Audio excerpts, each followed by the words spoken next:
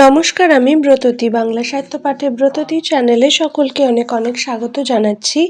আজকে আবার শুরু করছি অবনীন্দ্রনাথ ঠাকুরের ক্ষীরের পুতুল। রানী বললেন, হয়েছে আমার মাথা আর মুন্ডু। সতীন আবার ঘরে ঢুকেছে। সে সোনার শাড়ি পরেছে, নতুন মহল পেয়েছে, রাজার প্রেয়সী রানী হয়েছে। ভিখারিনী দুয়োরানী এতদিনে সুয়োরানীর রানী হয়ে রাজমহল জুড়ে বসেছে। বামুন সই দেখে অঙ্গ জ্বলে গেল। আমায় বিষ দে, খেয়ে মরি। সতীনের এ আদর প্রাণে সয় না। ব্রাহ্মণী বললে, ছি ছি সই, ও কথা কি মুখে আনে? কোন দুঃখে বিষ খাবে? দুয়োরানী আজ রানী হয়েছে, কাল ভিখারিনী হবে। তুমি যেমন সুয়োরানী তেমনি থাকবে। সুয়োরানী বললেন, না ভাই, বাঁচতে আর সাধ নেই। আজ বাদে কাল দুয়োরানীর ছেলে হবে, সে ছেলে রাজ্য পাবে। লোকে বলবে, আহা, দুয়োরানী রত্নগর্ভা, রাজার মা হলো। আর দেখো না, পোড়ামুখী সুয়োরানী মহারাজার সুয়োরানী হলো, তবু রাজার কোলে দিতে ছেলে পেলে না। ছি ছি, অমন অভাগীর মুখ দেখো না। নাম করলে সারা দিন উপোস যায়। ভাই, এ গঞ্জনা প্রাণে শোবে না। তুই বিষ দে, হয় আমি খাই, নয়তো সতীনকে খাওয়াই। ব্রাহ্মণী বললে, চুপ করো রানী, কে কোন দিকে শুনতে পাবে। ভাব নাকি চুপি চুপি বিষ এনে দেব? দুয়োরানীকে খেতে দিও। এখন বিদায় দাও, বিষের সন্ধানে যাই। রানী বললেন, যাও ভাই, কিন্তু দেখো বিষ যেন আসল হয়। খেতে না খেতে বড় রানী ঘুরে পড়বে। ডাকিনী বললে, ভয় নেই গো, ভয় নেই। আজ বাদে কাল বড় রানীকে বিষ খাওয়াবো, জন্মের মতো মা হওয়ার স্বাদ ঘোচাবো। তুমি নির্ভয়ে থাকো। ডাকিনী বিষের সন্ধানে গেল বনে বনে, খুঁজে খুঁজে ভর সন্ধ্যাবেলা ঝোপের আড়ালে ঘুমন্ত সাপকে মন্ত্রে বশ করে তার মুখ থেকে কালকুট বিষ এনে দিল। ছোট রানী সেই বিষে মুগের নাড়ু, ক্ষীরের ছাঁচ, মতিচুর মেঠাই গড়লেন। একখানা থালা সাজিয়ে ডাকিনী ব্রাহ্মণীকে বললেন, ভাই, এক কাজ করো, এই বিষের নাড়ু বড় রানীকে বেচে আসো। ব্রাহ্মণী থালা হাতে বড় রানীর নতুন মহলে গেল। বড় রানী বললেন, আইলো আয়, এতদিন কোথায় ছিলি? দুয়োরানী বলে কি ভুলে থাকতে হয়? ডাকিনী বললে, সে কি গো, তোমাদের খাই, তোমাদের পড়ি, তোমাদের কি ভুলতে পারি? এই দেখো, তোমার জন্য যতন করে মুগের নাড়ু, ক্ষীরের ছাঁচ, মতিচুর মেঠাই এনেছি। রানী দেখলেন বুড়ি ব্রাহ্মণী বড় যত্ন করে থালা সাজিয়ে সামগ্রী এনেছে। খুশি হয়ে তার দু হাতে দুমুঠো মোহর দিয়ে বিদায় করলেন। ব্রাহ্মণী হাসতে হাসতে চলে গেল। রানী ক্ষীরের ছাঁচ ভেঙে খেলেন, জিভের স্বাদ গেল। মুগের নাড়ু মুখে দিলেন, গলা কাঠ হলো। মতিচুর মিঠাই খেলেন, বুক যেন জ্বলে গেল। বানরকে ডেকে বললেন, ব্রাহ্মণী আমায় কি খাওয়ালো? গা কেমন করছে, বুঝি আর বাঁচব না। বানর বললে, চল মা, খাটে শুবি, অসুখ সারবে। রানী উঠে দাঁড়ালেন, সাপের বিষ মাথায় উঠল। রানী চোখে আধার দেখলেন, মাথা টলে গেল। সোনার প্রতিমা শানের উপর ঘুরে পড়ল। বানর রানীর মাথা কোলে নিলে, হাত ধরে নাড়ি দেখলে, চোখের পাতা খুলে চোখ দেখলে, রানীর অজ্ঞান অসার অবস্থা। বানর সোনার প্রতিমা বড় রানীকে সোনার খাটে শুইয়ে দিয়ে ওষুধের সন্ধানে ছুটে গেল। বন থেকে কে জানে কি লতা পাতা, কোন গাছের শিকড় এনে নতুন শিলে বেটে বড় রানীকে খাওয়াতে লাগলো। রাজবাড়িতে খবর গেল বড় রানী বিষ খেয়েছেন। রাজা উঠতে পড়তে রানীর মহলে এলেন। রাজমন্ত্রী ছুটতে ছুটতে সঙ্গে এলেন।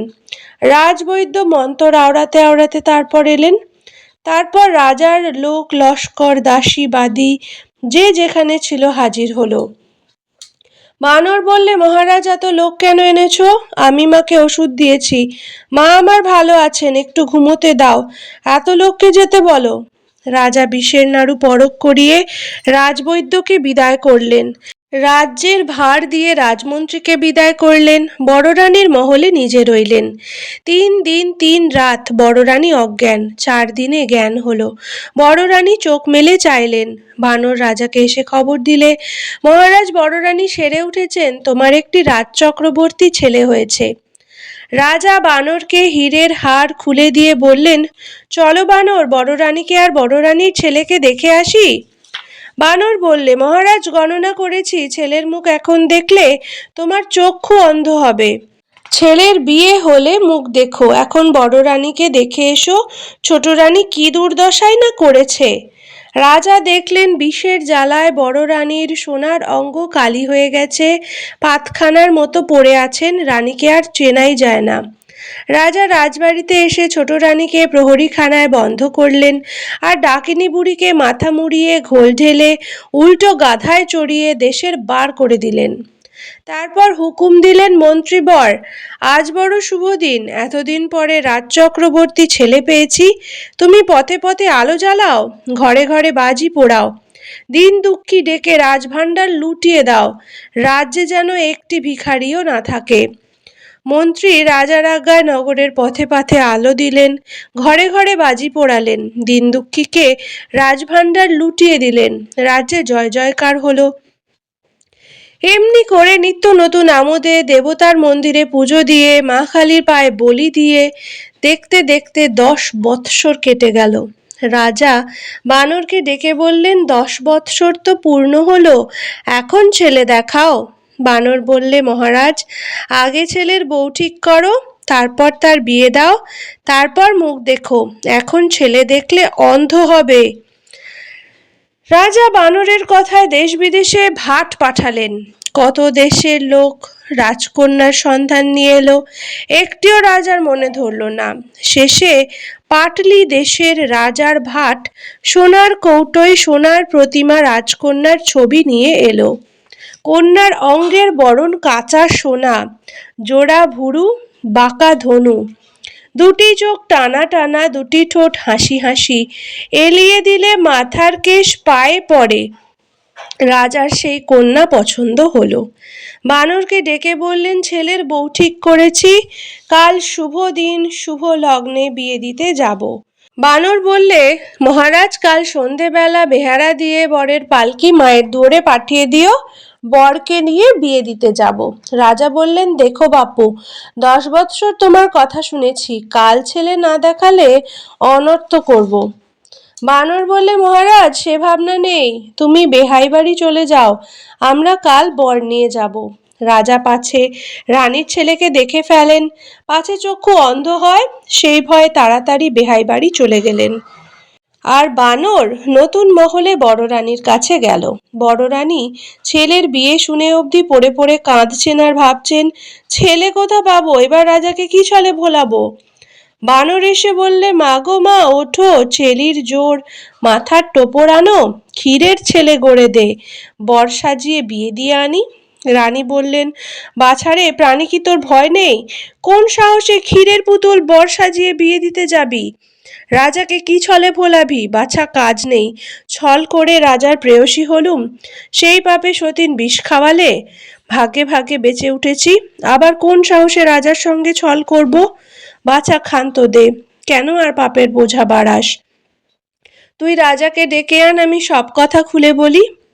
বানর বললে, রাজাকে পাবো কোথা, দুদিনের পথ কোণের বাড়ি, রাজা সেখানে গেছেন, তুই কথা রাখ, ক্ষীরের বর গড়ে দে, রাজা পথ চেয়ে আছেন, কখন বর আসবে, বর না এলে বড় অপমান। মা, তুই ভাবিস নে, ক্ষীরের পুতুল বিয়ে দিতে পাঠালি, যদি মা ষষ্ঠীর কৃপা হয়, তবে ষষ্ঠীদাস শেঠের বাছা কোলে পাবি। রানী বানরের ভরসায় বুক বেঁধে মনের মতো ক্ষীরের ছেলে গড়লেন। তাকে চেলির জোর পরালেন, সোনার টোপর পরালেন, জরির জুতো পায়ে দিলেন। বানর চুপি চুপি ক্ষীরের বর পালকিতে তুলে রঙিন ঢাকা নামিয়ে দিলে। বরের কেবল দুখানি ছোট পা, দুপাটি জরির জুতো দেখা যেতে লাগলো।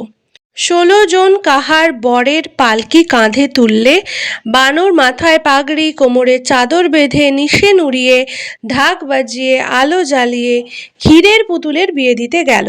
রানী আধারপুরে একলা বসে বিপদভঞ্জন বিঘ্নহরণকে ডাকতে লাগলেন। এদিকে বর নিয়ে 16 কাহার, মশাল নিয়ে মশালধারী, ঢাক ঢোল নিয়ে ঢাকি ঢুলি, ঘোড়ায় চড়ে বরযাত্রী সারা রাত বাঁশি বাজিয়ে, আলো জ্বালিয়ে, ঘোড়া হাঁকিয়ে দিংনগরে এসে পৌঁছল। দিগনগরে দিঘির ধারে ভোর হলো, মশাল পুড়ে পুড়ে নিভে গেল, ঘোড়া ছুটে ছুটে বেদম হলো, কাহার পালকি বয়ে হয়রান হলো, ঢাক পিঠে ঢাকির হাতে খিল ধরল। বানর দিঘির ধারে তাঁবু ফেলতে হুকুম দিলেন। দিঘির ধারে ষষ্ঠী তলায় বরের পালকি নামিয়ে কাহারদের ছুটি দিলে।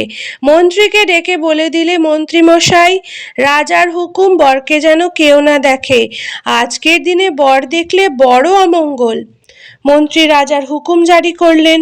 রাজার লোকজন দিঘির জলে নেয়ে রেধে বেড়ে খেয়ে তাঁবুর ভিতর শুয়ে রইল, বটগাছের দিকেও এলো না। গায়ের বউ ঝি ষষ্ঠী ঠাকুরনের পুজো দিতে এলো, রাজার পাহারা হাঁকিয়ে দিলে। সেদিন বটতলায় ষষ্ঠী ঠাকুরনের পুজোই হলো না। ষষ্ঠী ঠাকুরন খিদের জ্বালায় অস্থির হলেন, তেষ্টায় গলা শুকিয়ে কাঠ হলো। বানর মনে মনে হাসতে লাগলো। এমনি বেলা অনেক হলো, ষষ্ঠী ঠাকুরনের মুখে জলবিন্দু পড়ল না। ঠাকুরন কাঠামোর ভিতর ছটফট করতে লাগলেন। ঠাকুরনের কালো বিড়াল মিউ মিউ করে কাঁদতে লাগলো। বানর তখন মনে মনে ফোন দিয়েটে পালকির দরজা খুলে রেখে আড়ালে গেল।